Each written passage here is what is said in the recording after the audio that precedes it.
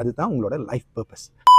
சரி, வருஷம் கடைசியாயிருச்சு. ஸோ எல்லோருமே இந்த வருஷம் என்ன அச்சீவ் பண்ணணும், என்ன மிஸ் பண்ணணும்னு சொல்லி யோசிப்போம். அதே நேரத்தில் அடுத்த வருஷம் என்ன செய்யணும்னு சொல்லி நம்ம யோசிக்கிறோம். ஆனால் சில பேருக்கு அந்த தெளிவு இருக்காது. ஸோ நானே இது ரொம்ப அனுபவிச்சிருக்கேன். ஸோ நம்ம லைஃப் மிஷன் தான் என்ன தான் செய்யணும், நம்மளோட வாழ்க்கை நோக்கம் என்னன்னு நம்மளுக்கு ஒரு தெளிவு இருக்காது. ஸோ இதை கிளாரிஃபை பண்ணுறதுக்கு ஜப்பனீஸில் ஒரு கான்செப்ட் இருக்குது, அழகான கான்செப்ட், இக்கிகாய்ன்னு ஒரு கான்செப்ட். அது எப்படின்னா 4 வட்டத்தை வரைஞ்சி வச்சுருப்பாங்க. அந்த 4 வட்டத்தில் ஒவ்வொரு விஷயமா போடுவாங்க. ஸோ மொதல் வட்டம் என்னன்னா வாட் யூ லவ், உங்களுக்கு பிடிச்ச விஷயம் என்னன்னு சொல்லி நீங்கள் ஒரு லிஸ்ட்டை போடுங்க.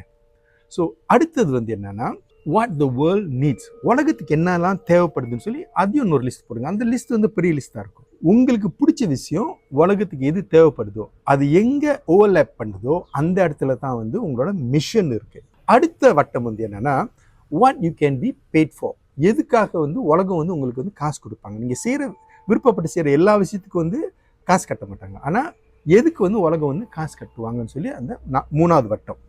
4வது வட்டம் what you are good at. So நீங்கள் எதில் நல்லா சிறந்து செய்கிறீங்க, what you are good at. So இந்த 4 வட்டமும் what you love, what the world needs, what you can be paid for and what you are good at, இது overlap பண்ணுற இடம் தான் இக்கிகாய். அதுதான் உங்களோட லைஃப் பர்பஸ். ஸோ இதை நீங்கள் ட்ரை பண்ணி பாருங்கள், உங்களுக்கு ஒரு கிளாரிட்டி கிடைக்கும்.